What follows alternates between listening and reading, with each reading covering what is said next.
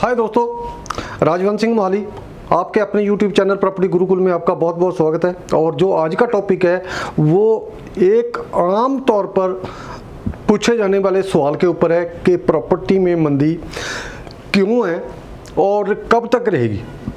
दोस्तों, मैं इसके बारे में पहले भी एक वीडियो दे चुका हूं, लेकिन फिर भी लोगों के फ़ोन आए, व्हाट्सएप कॉल आई, मैसेज आए कि इसके ऊपर आप दोबारा कोई वीडियो बनाओ।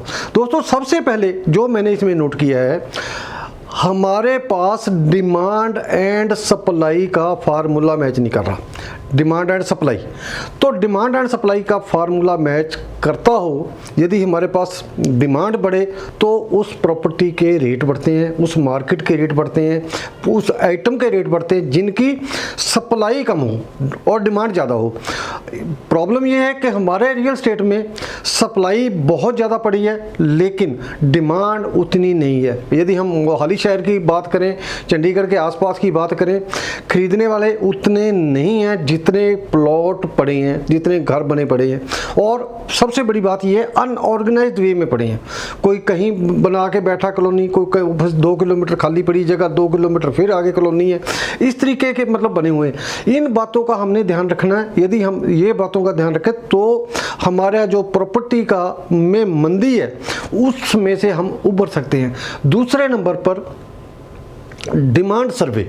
डिमांड सर्वे का मतलब ये है कि किसी भी प्रॉपर्टी में, किसी भी शहर में आपने काम करना है तो वहाँ आपको पता होना चाहिए कि कितनी डिमांड आ सकती है, कितनी सप्लाई हमें पैदा करनी चाहिए, कितनी हमें इन्वेंट्री पैदा करनी चाहिए, ताकि हमें कभी भी मंदी का सामना ना करना पड़े। मेरे को याद है जब 1992-93 में मैंने प्रॉपर्टी का काम शुरू किया तो हमारे पंजाब में एक पुड्डा नाम की एजेंसी है जो लोगों को प्लॉट और घर बना के देती है। तो वो एक डिमांड सर्वे करवाया करते थे कि उन्होंने 500 प्लाट निकालना है और 500 प्लाट के बदले में वो अखबार में एडवर्टीजमेंट करते थे कि हमारे 500 प्लाट निकलने वाले हैं, इंटरेस्टेड पार्टीज़ हैं वो जो हमें मतलब अप्लाई करें। तो वो उनकी 1000-2000 रुपये फीस रखते थे। तो 1000-2000 में लोग जो अप्लाई करते थे, 500 प्लाट की बजाय 5000 बंदे की एप्लीकेशन चली जाती थी। तो उनको पता लग जाता था कि हमारा 500 प्लाट तो तुरंत बिक जाएगा।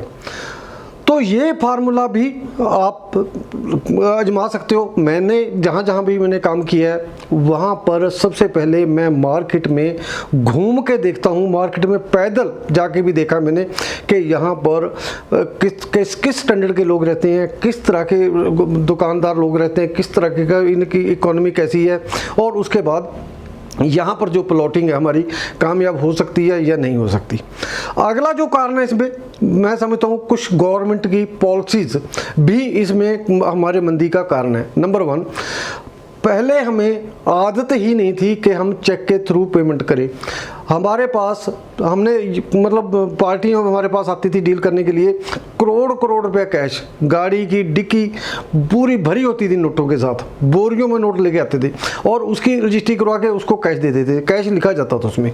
लेकिन 1 जून 2015 के बाद सेंट्रल गवर्नमेंट ने इसके ऊपर अंकुश लगा दिया है कि जो भी आदमी प्रॉपर्टी में ट्रांजैक्शन करेगा वो सिर्फ 20,000 रुपया कैश देगा, बाकी के सब चेक देंगे। हमें आदत थी कैश देने की।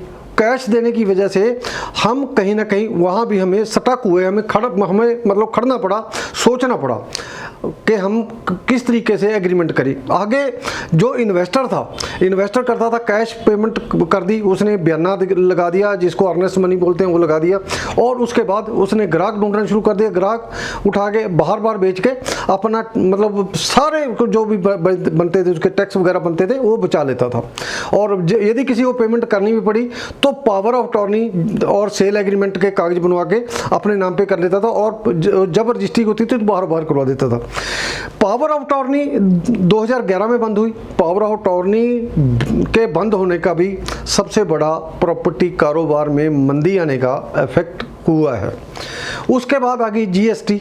ये अभी नई गवर्नमेंट में पहले मतलब इसमें 1/6/2015 को उन्होंने 20,000 रुपये कैश अलाउ किया कि बाकी सारी की सारी पेमेंट, चाहे 1 करोड़ की प्रॉपर्टी हो तो आपने सिर्फ 20,000 रुपये कैश दे सकते हो, बाकी पेमेंट थ्रू बैंक करनी पड़ेगी। उसके बाद फिर जीएसटी आ गई। जीएसटी के बाद में और कन्फ्यूज़न हो गई, मतलब लोग कन्फ्यूज़ होते रहे।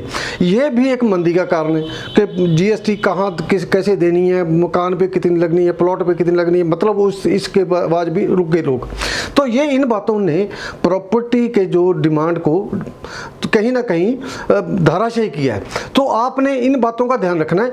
सबसे पहले मैं ये कह रहा हूँ, डिमांड एंड सप्लाई का फार्मूला यदि जिस दिन मैच कर गया, मतलब आपकी प्रॉपर्टी सप्लाई खत्म होगी, उस दिन के बाद डिमांड बढ़ जाएगी। जब डिमांड बढ़ जाएगी तो रेट अपने आप ऊपर चला जाएगा। यदि डिमांड ना बढ़ी, हमारे पास डिमांड ना बढ़ने का कारण कि हमारे पास सप्लाई ज़्यादा, इन्वेंट्री ज़्यादा है। यदि इन्वेंट्री ज़्यादा रहेगी तो प्रॉपर्टी के रेट बढ़ेंगे नहीं, कम होंगे। क्यों? जब हम किसी के पास एक 100 रुपये की चीज़ किसी के पास बेचने जाते हैं तो उस 100 रुपये की चीज़ का हमें 75 रुपये कीमत मिलती है। यदि उस 100 रुपये की चीज़ को खरीदने के लिए हमारे पास आप ग्राहक चल के आ जाए तो हम 125 रुपये तक भी ले सकते हैं। तो ये जो फैक्ट है, इसके ऊपर ये मतलब कर रहा है, डिपेंड कर रहा है। हमें डिमांड एंड सप्लाई का फार्मूला जरूर याद रखना है और डिमांड सर्वे का फार्मूला भी याद रखना है। नोटबंदी हुई 2016 में, उसने भी प्रॉपर्टी में थोड़ा सा मतलब उसको लगा, झटका लगा प्रॉपर्टी का। फिर जीएसटी, ये चीज़ों को, ये मेन कारण ये है। सो ये कब तक रहेगी? जब तक सप्लाई ख़त्म नहीं होती।